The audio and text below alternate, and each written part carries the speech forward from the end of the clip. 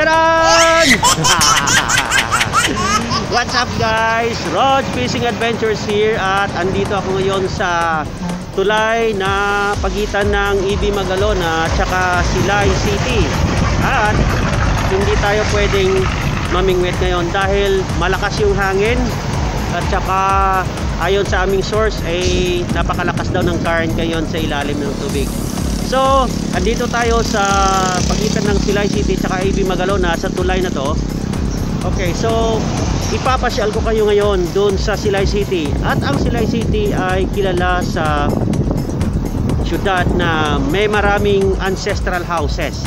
Opo, maraming mansion, ancestral houses kung saan yung mga bahay na yon nirenovate lang. Pero yung mga design ganun pa rin. Okay, so alam nyo din ba na sa mga ancestral houses na yan, dyan din nag-shooting si Enrique Hill at saka si Liza Soberano. So sana makapasok tayo sa mga bahay kung pwede. At saka ayun, blessed pa rin tayo dahil isang napakagandang araw. Busy yung nasa likod ko eh. Oh, dumadaan yung mga truck ng tubo, yung mga private cars. Wala kayong makita. Lumampas na. Okay, so let's go guys. Papasyal ko kayo ngayon sa Silay City.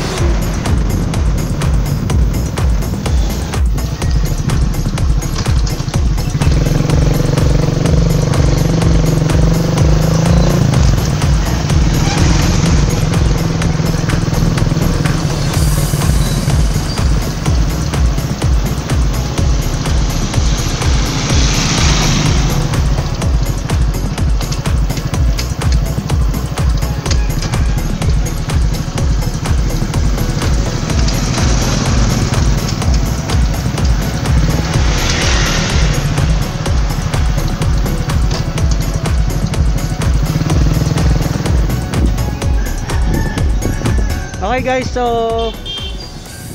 tayo nagbabalik at dito ngayon merong isang ancestral house dito. Sandali. Okay, so ito ay pangalan niya Popilinia Museum. Okay, so babasahin ko lang po yung nakasulat dito. So ito sa mga ancestral house ng Silay City. Napakagandang bahay. Ayan po kung makikita nyo. Okay, so this is the first house in Silay City to be opened to the public in 1962. 30 years before the next house did likewise. And this is the first house in Silay still inhabited to be declared a museum. First house in Silay still inhabited to be installed with historical marker in 1996 by National Historical Commission, and the first successful post-war art promotions and first successful drive for vintage architecture preservation both began here in 1962. Okay, so napakalaki pala ng history ng bahay na to.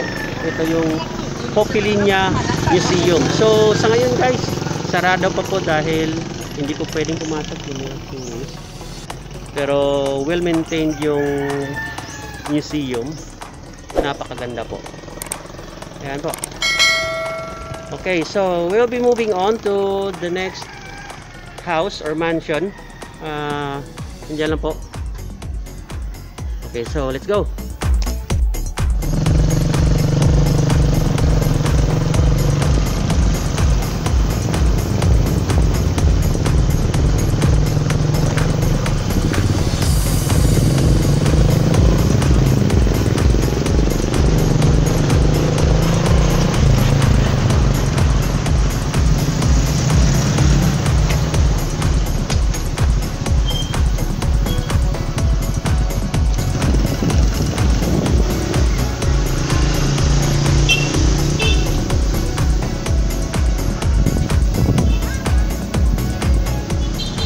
Okay guys, meron po ditong restaurant. Kung kasa at restaurant. Ito po yun. Napakagandang bahay. Isa din po itong ancestral house dati. Nirenovate lang. Ginawang kasa sa restaurant.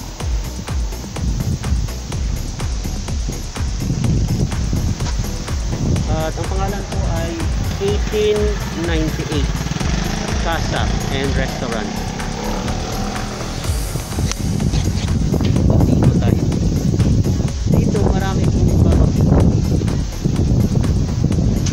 Merong renovation tsaka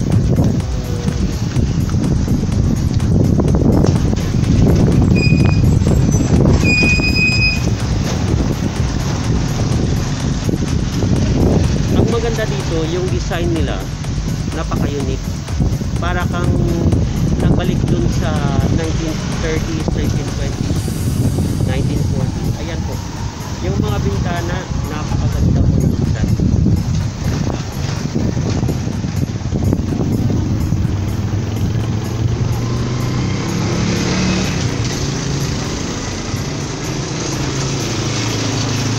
Ayan po kung makikita nyo. Pati yung mga grills, yung pagkagawa. Simpleng-simple. Pero talagang dinisenyo nila kasi dito pagkakalam ko kapag ka nagpatayo ka ng halimbawa ganito mga establishment na bago, dapat magmukha siyang kumbaga antique or luma or something na marirelate mo doon sa kapanahonan ng 1920s, 30s, 40s hanggang 90s. Okay, so yan po. Napakaganda po. Kahit yung mga bubong, makikita mo yung disenyo. Napakaganda. Okay.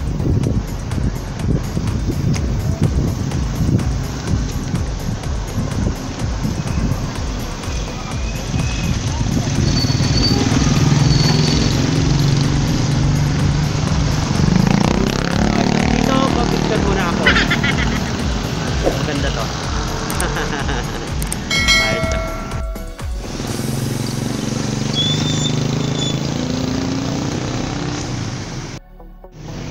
Okay, so andito pa rin ako sa 1898 Casa and Restaurant. At saka yung katabi. Eto, kung makikita nyo. Meron siyang katabi na part pa rin ng restaurant. Pangalan naman ito Señorita Di Bacol. Ayan po. Ayan.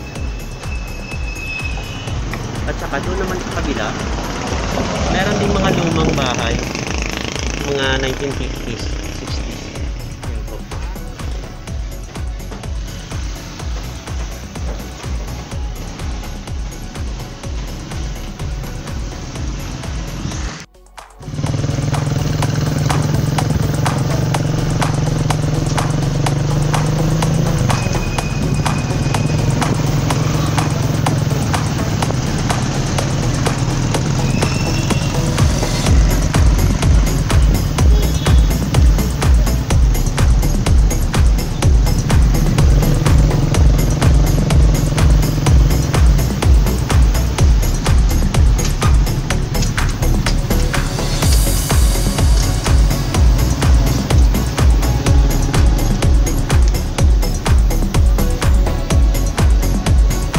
Okay, so hindi ho po pwede na hindi tayo dumaan doon sa pinakasentro ng Silay City, yung kanilang hall. Ayan po sa likod yung hall. Ganda. Puntahan ho natin ang malapitan.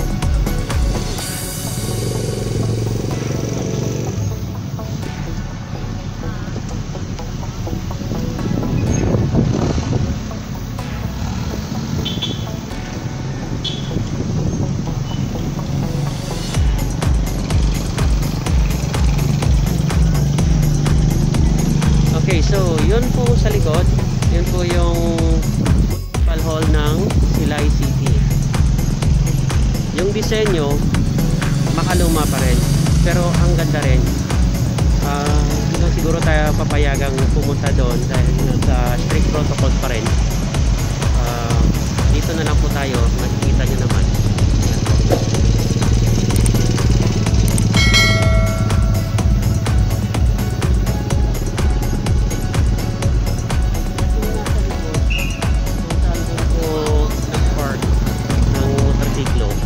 Yan ang park or yung plaza mismo ng Silay City.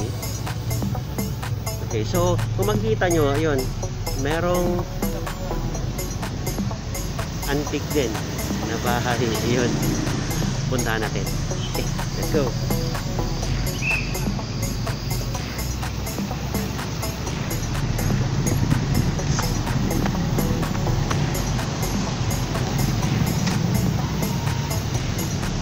Okay, so guys, ito makikita nyo yung bahay na nasa likod, ginawa yan, pero tingnan nyo, makaluma, parang antique siya pero bago lang yan, maganda. Ito yung trademark ng Silay City. Napakaganda ng mga design ng mga bahay dito. So teka sandali at lilipat tayo sa kabila, sa malapit sa simbahan. Guys, so andito ako ngayon sa harap ng simbahan ng Catholic Church dito sa Silay City. At umalis ako doon kasi bawal pala mag-parking doon. Butit hindi ako hinuli ni Manong. Okay, so sandali lang naman ako doon. Tapos dito sa kabila, nandito yung plaza. Hindi na muna tayo pupunta doon sa plaza kasi close yata nila dahil sa hindi pa pwedeng gumala yung mga tao. Okay, so tingnan na lang natin kung gaano kaluma tong simbahan na to. Matagal na to.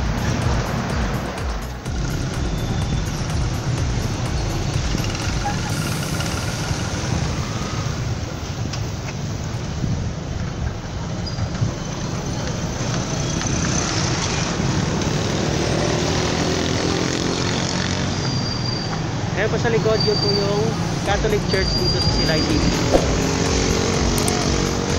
Ganda po. Yung disenyo niya, makaluma pa rin. May konting renovation lang. Okay. So dito naman, sa likod, eto, patayo dyan yung McDonald's. Pero, tingnan nyo yung design.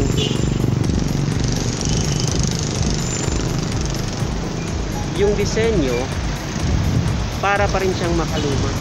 Ayan. Papunta yun doon. Ganda. Ayan po. Okay, so kung maabot ng paningin nyo doon banda, doon banda, maraming mga establishment dyan. Luma yung mga design pa rin ng bahay, pero establishment yan. Napakaganda po. At doon naman sa likod, papunta na yan ng market.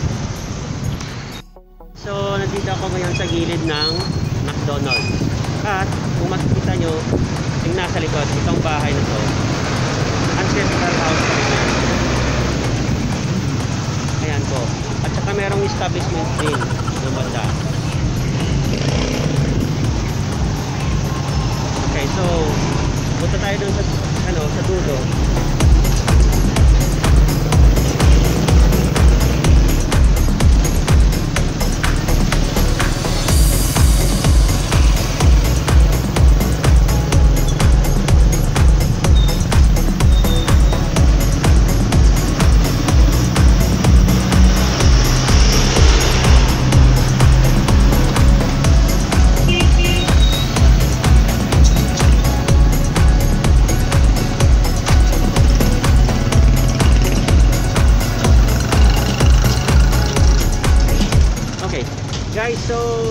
nakikita dito, isang ancestral house pa rin.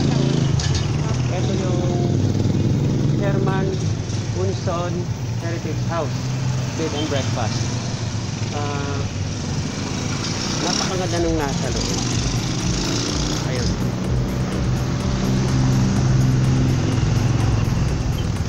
Ewan ko lang kung pwede tayong pumasok, no? So, wala pong tao. Okay, so wag na lang tayo pumasok. Baka bawal kasi. Ayan po. Napakaganda ng design. So, sana makapasok tayo. So, dito pa rin tayo sa Herman Unson Heritage House, bed and breakfast. Sa Zamora Street pala to. Okay, so moving on. Eto, kung makikita nyo po, meron pang isang bahay dyan na luma. Alam mo dito sa Silay kasi, pinipreserve nila kung anong history meron sila. So, dito, kapag pumunta ka dito, para kang nagbalik sa lumang panahon. Eto. So, moving on, pumunta tayo dun sa kabilang kalye.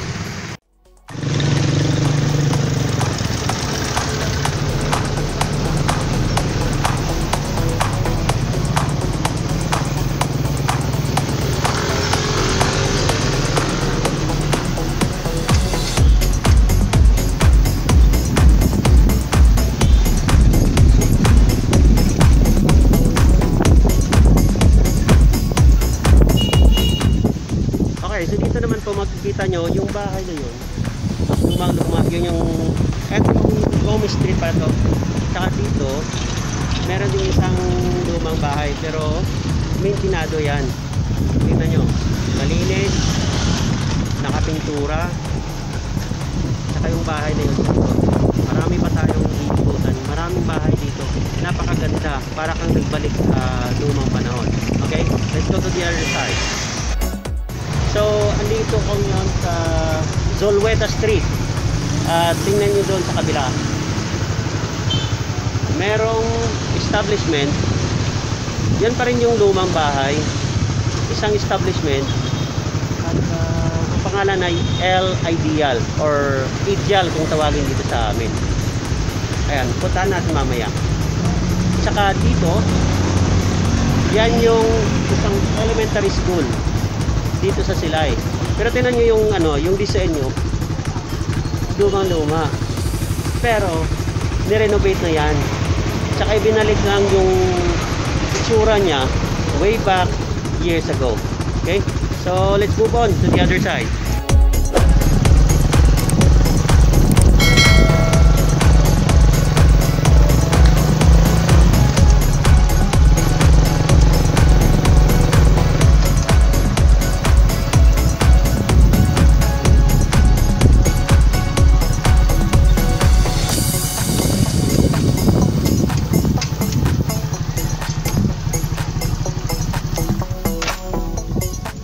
Okay, guys, kung kayo nakapanood ng movie ni Liza Soberano tsaka ni Enrique Hill, dito yun kinunan sa street na to.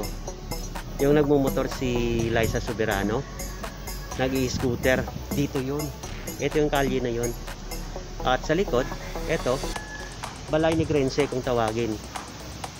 Ang Negrense is a term dito sa Negros. Ito, yung mga tao sa loob. Yan, may konting renovation din. Pero yan pa rin yung dating design ng mga early years. So, ayan, tingnan nyo po. Napakaganda pa rin. Tsaka para kang bumalik dun sa time na 1930s. Tingnan nyo po. Ewan ko lang kung pwede tayo pumasok ha.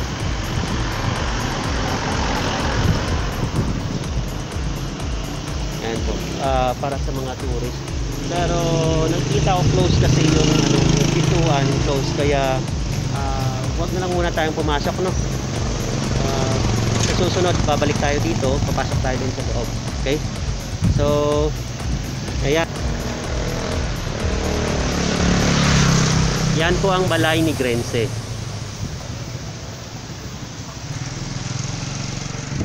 Guys, so try nyo manood ng yung movie ni Enrique Hell saka ni Liza Soberano, yung Everyday I Love You. Eto yung street na yun, oh. Yan. Diyan nag-i-scooter si Liza. Okay, doon tayo sa kabila.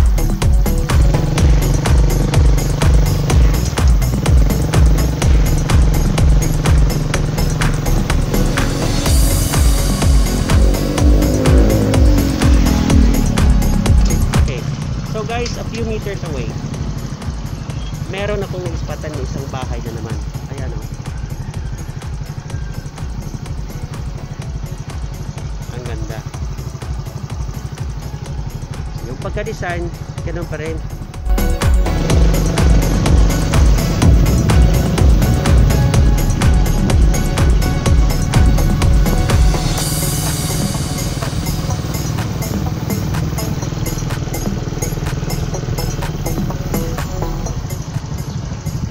Hi guys, so umikot lang ako. At saka eto, kung makikita nyo, meron pong lumang bahay na naman dito sa kabila. Napakaganda po.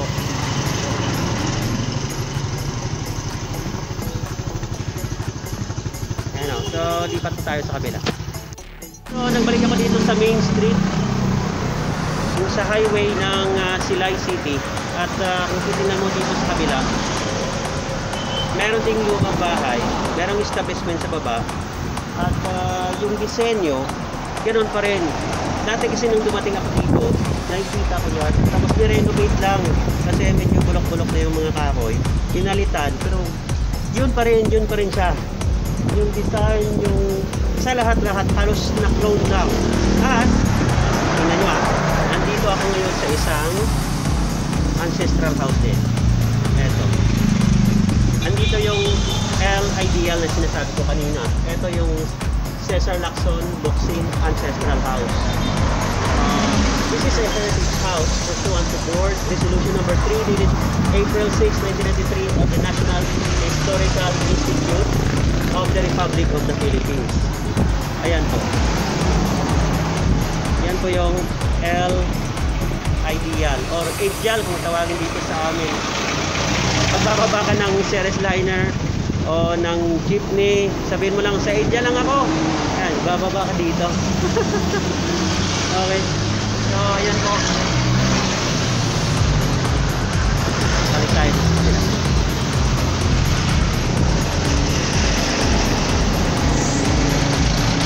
Ito, nirenovate na rin siya. Pero, yung disenyo, yun pa rin yan. Ayan pa rin.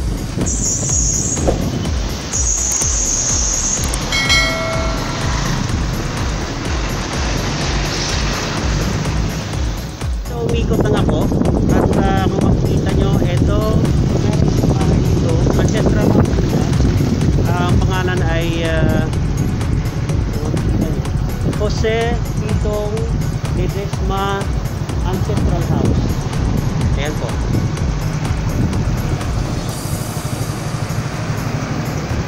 Okay, so doon tayo sa dulo.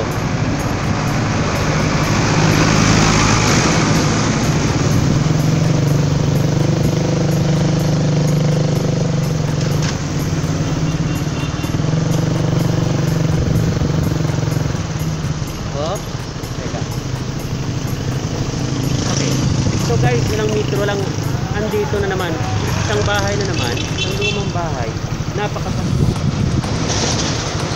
Pangalan naman nito Jose Cortesa Locsin Ancestral House. Ayan po. Ang ganda. Alright, so doon tayo.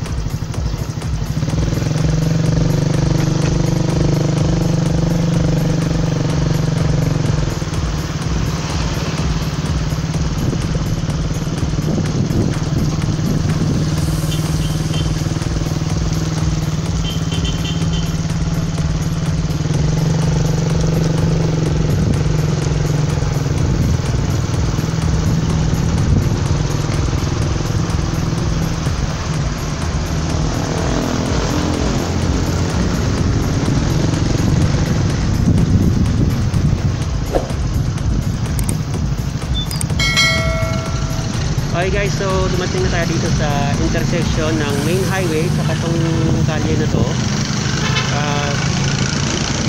Yung kalye na to, papunta na to ng International Airport. Tapos dito sa kabila, ito, bangko po yan ng BPI. Kung titingnan nyo, lumang-luma pa rin yung yung design nya. Nirenovate na yan about a year ago. Tingnan nyo po, yung disenyo makaluma pa rin. Tsaka dito, ito isa rin to lumang bahay. Ayan po.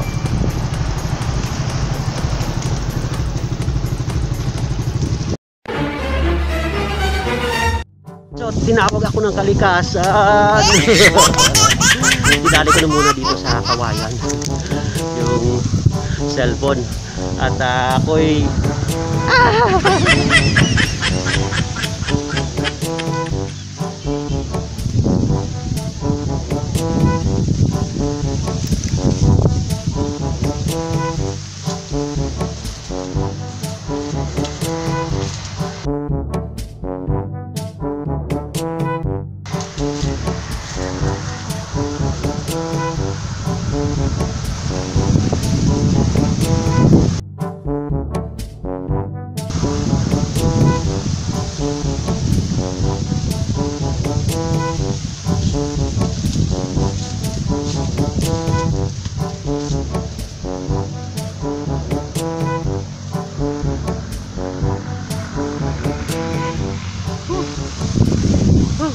success. Umihi na naman ako eh. Akala nyo ano. Okay, so umalis muna ako doon sa bayan kasi masarap ang hangin dito. Kung makikita nyo, tubuhan yan. Yan ang ikinabubuhay ng mga tao dito. At alam nyo po ba, FYI, trivia, 80% ng sugar production dito sa Negros yan ang galing. Opo, now you know. Okay, balik tayo sa bayan. At sapatos ko, may nangyari sa sapatos ko.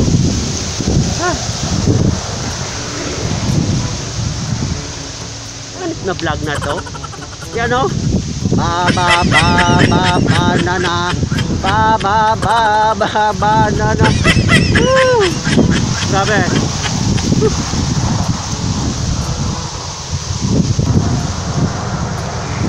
Ayan. Nilagyan ko na muna ng goma. Balik tayo doon guys. Okay guys, isang napakalungkot na nangyari. Yung sapatos ko bumigay. Kaya ngayon dumaan ako dito sa sementeryo.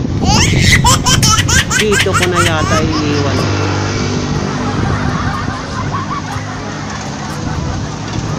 Hindi, papaayos ko to doon sa bayan.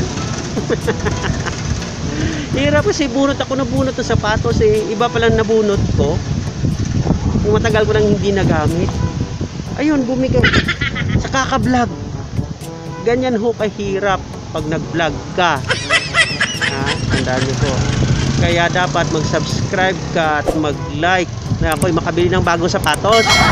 Okay? Okay? Ay, hindi okay. Okay na rin. Okay? I-click mo yung bell icon para maging updated ka. Pag may bago akong video, ayun, ma-notify ka. Okay? So, babay na muna dito sa sementeryo. Hindi ko pa papalibing to. Okay? Okay guys, so doon tayo. Punta tayo doon sa bayan.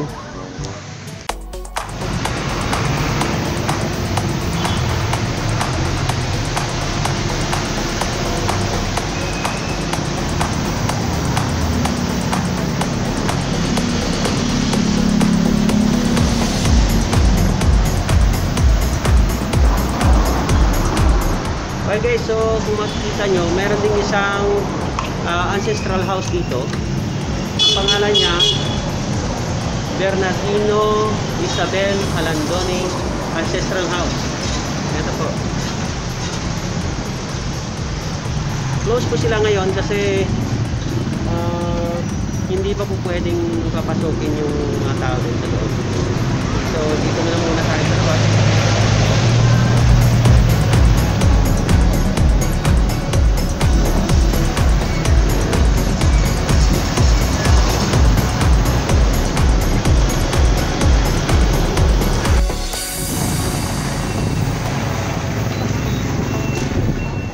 So umiko tayo at kung makikita nyo yung bahay na yan, dyan tayo dumaan kanina sa intersection ng main highway. Ayan po.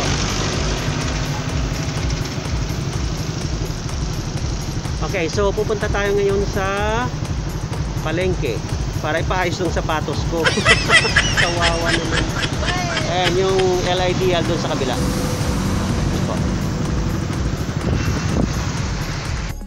Okay guys, so siguro hanggang dito na lang muna, no? Tsaka magkikita-kita na lang tayo sa susunod na edisyon na naman ng pamamasyal dito sa Silay City. At kung saan man kayo pwedeng imbitahan.